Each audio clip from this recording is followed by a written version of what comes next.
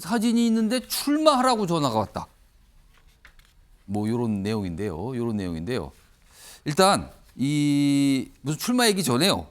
오늘 국민의힘이 새 최고위원 한 명을 좀 뽑았거든요. 그 내용부터 좀 확인해 보겠습니다. 영상이 있습니다.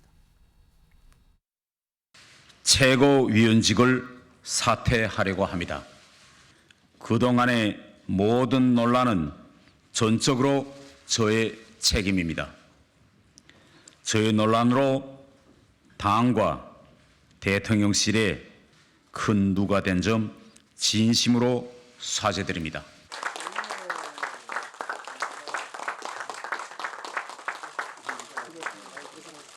네, 감사합니다. 이어서 김가람 최고위원. 저는 호남 출신의 40대입니다. 그래서 우리 정당은 오늘 저를 선출해 주셨습니다. 전국 정당으로 가는 그런 시작이라고 생각합니다. 새 최고위원, 그러니까 태영호 최고위원이 사퇴했잖아요. 그 자리가 비었거든요. 그걸 좀 오늘 뽑은 거예요. 오늘 뭐 김가람 당선, 호남 40대, 전 청년 대변인, 뭐 이런 양력이 좀 나와 있고요. 한 달 만에 쉬었다 그러는데요. 근데요, 장윤성 기자. 네. 사실 여당, 집권 여당의 최고위원 자리가 하나 비었는데 이 자리에 현역 의원들은 아무도 지원을 하지 않았어요. 네. 원외 인사들 6명이 지원해서 최종 3명 남고 거기서 1명이 뽑힌 겁니다. 흥행 실패란 얘기가 계속 나옵니다. 왜 이렇게 된 겁니까? 그 원래 현역들 사이에서 관심 있어 하시는 분들이 있었던 것은 사실입니다. 그런데 이제 제가 취재를 해보면 위에서 연락이 없다. 전화가 안 온다.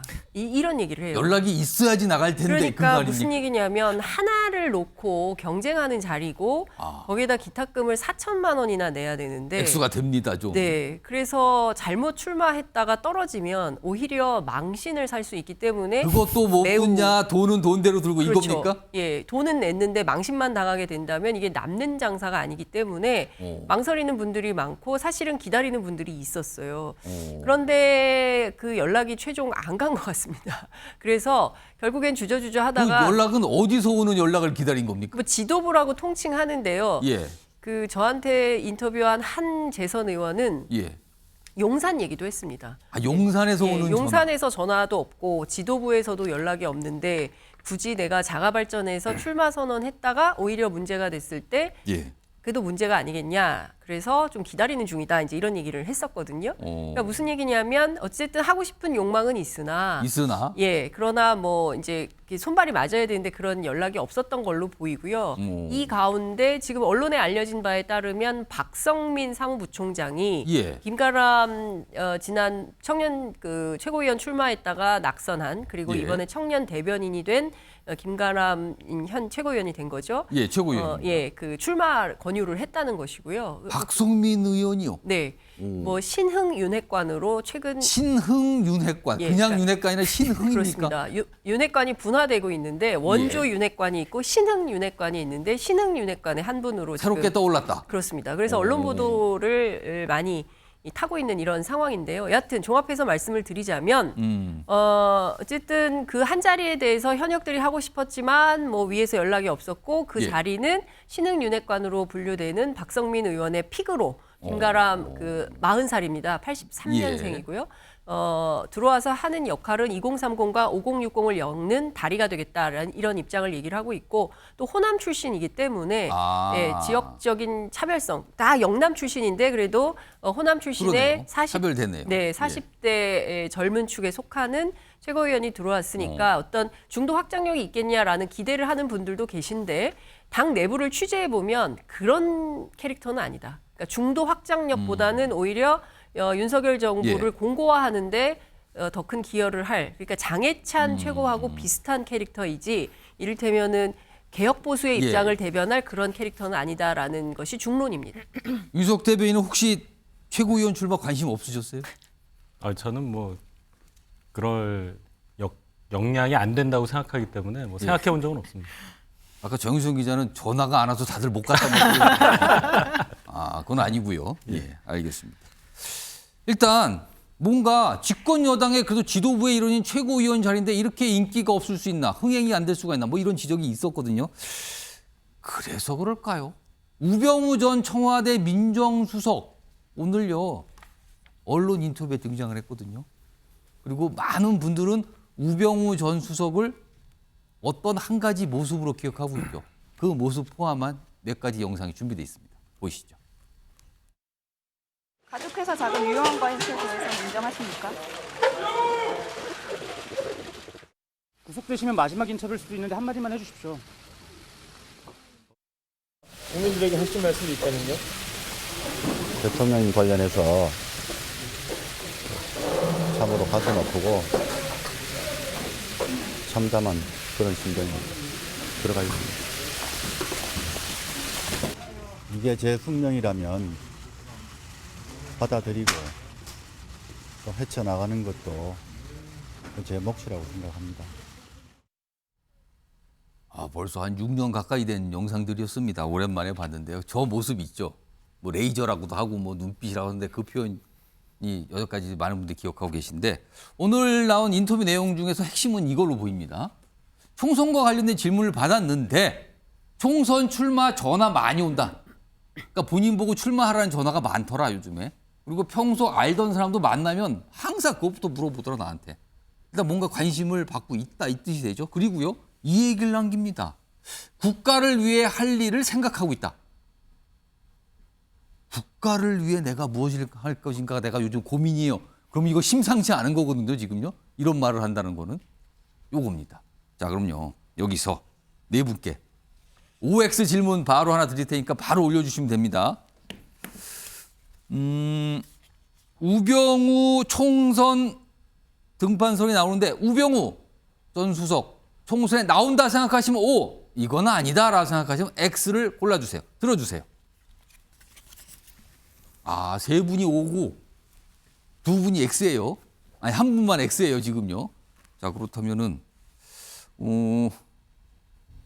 유석 대변인이 O, 김현정 위원장만 X예요. 그럼 일단 윤석 대변인 왜 나온다고 보시는 거잖아요. 왜 나온다고 보세요?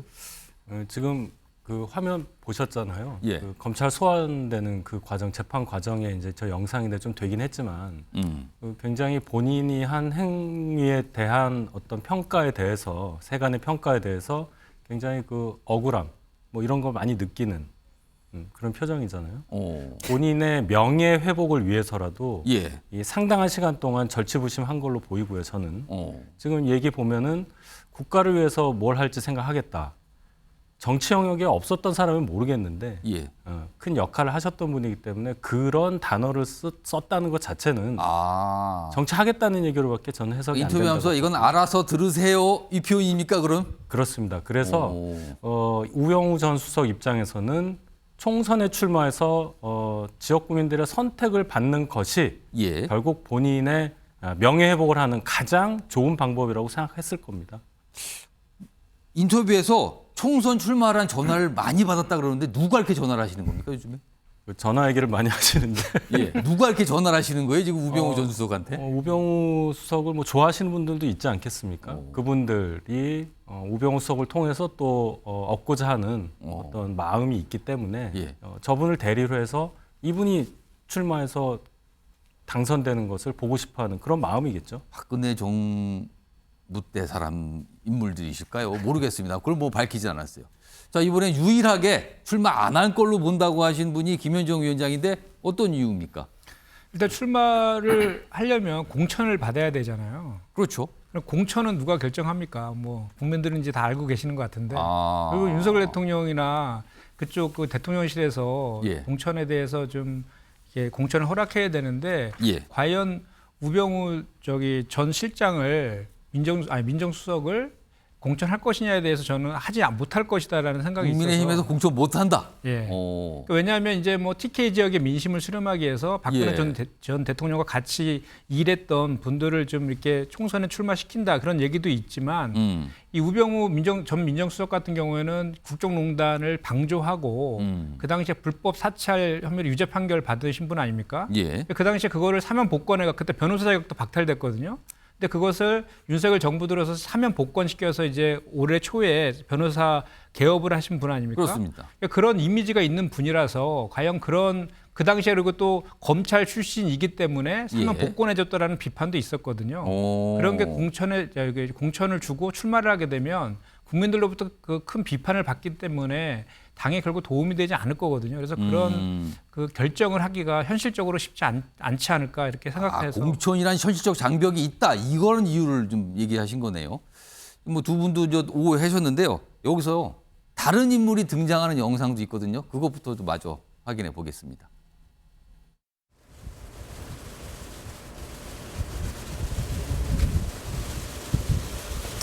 국정원 특활비 1억 수수 인정하시나요? 인정하신다는 의미실까요? 어떤 혐의로 설명하실 건가요? 인정하시나요? 고개를 끄덕이셨는데 어떤 의미신가요? 직접 시키신 건가요?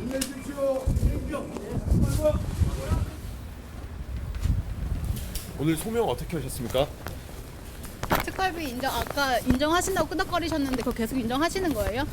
인정 안 하시는 거예요? 2009년에 그 주식경쟁 장관일 때 캐나다 하베스건 지시하셨습니까? 그때 이명박 대통령하고 같이 계셨잖아요. 구속심사 오래 걸리셨는데 자, 앞서서는요. 최경환 전 장관 출마설, 그다음에 이정현 전 대표 출마설까지 나왔어요. 뭐 일부 또 나오겠다 밝히신 분도 있고요. 여기에다 우병우 전 수석까지 출마설입니다, 지금요. 민현주 전 의원님 일단 나오신다고 우병우 전 수석이 나온다고 얘기했는데 뭐 그거 포함해서 아니 이른바 박근혜 정부의 사람들이에요. 왜 출마설이 이렇게 나오는 겁니까?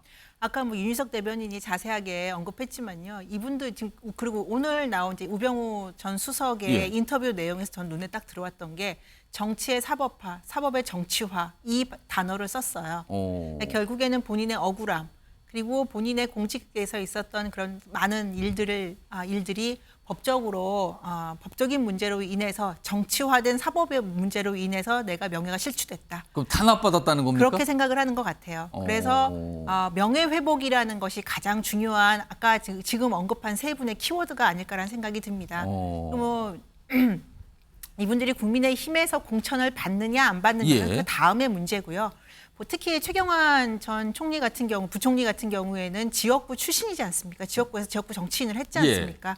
그렇기 때문에 지역구의 뭐 무소속이든 뭐든 출마에 대한 자신감을 가지고 있을 것 같고 지역적인 기반도 갖고 있다고 생각을 할 것 같아요. 예. 그래서 본인이 정치의 사법화, 사법의 정치화로 인해서 이렇게 탄압받고 희생됐기 때문에 이제라도 명예회복을 하겠다라는 생각들을 가지고 있는 것 같습니다. 그래서 이거는 뭐 보수 진영의 앞으로의 전망 이런 것과 상관없이 개별적인 차원에서 그런 이유로 출마를 고민하는 게 아닐까. 근데 뭐 저는 우병우 전 수석은 출마할 거라고는 했지만 예. 실제로 마지막에 정말 무소속일 경우에도 감행을 할까. 그거에 대해서는 좀 아직은 자신이 없지만요. 예. 무슨 출마 의사가 갖고 있는 건 분명한 것 같아요. 장유정 기자께는요. 뭐 어차피 똑같이 이제 우병우 전 수석이 출마할 거라고 보셨는데 뭐 그 내용보다도 지금 최경환, 이정현, 우병우 이른바 박근혜 정부의 사람들이었어요. 핵심 인물들이었거든요. 네.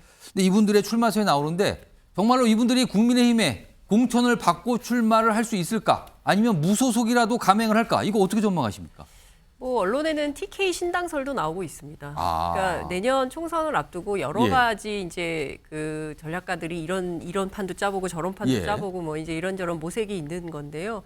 사실 우병우 전 수석의 영주 출마설은 작년부터 나온 얘기입니다. 이제 최경환 전 장관이 뛰고 있다는 얘기도 작년부터 나온 얘기고요.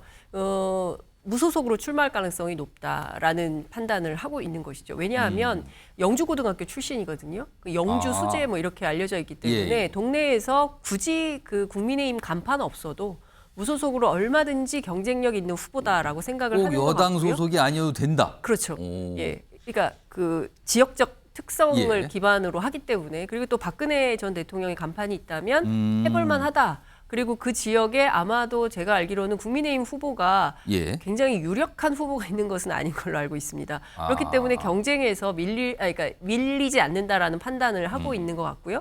큰 틀에서 보면 국민의힘 내부에 제가 앞서 이제 원주 윤핵관, 신흥 예. 윤핵관 말씀드렸는데 이 분화가 일어나는 것과 가운데 하나가 TK하고 PK의 갈등 얘기가 또 나옵니다. 그러니까 지금 PK가 윤핵관이 되어서 정권을 맡아서 하고 예. 있는데 지지율이 24%가 뭐냐. 그리고 50%까지는 몰라도 지금 임기 초반인데 최소한 40%도 넘지 못하는 거는 실력이 너무 부족하다는 것이다. 우리가 좀 다시 해보겠다. 이런 판단을 하고 있다는 것이죠. 그래서 큰 틀에서 보자면 내년 총선 앞두고 어떤 지각 변동이 어떻게 벌어질지는 현재는 미지수다. 이렇게 판단합니다. PK와 TK 묘한 긴장감이 있다. 뭐 이런 전망이고 분석이었습니다. 자, 여당과 관련된 내용 뭐 아직 모릅니다. 어떤 일이 벌어질지는 뭐 총선이 많이 남아서요. 기다려봐야 될 거고요.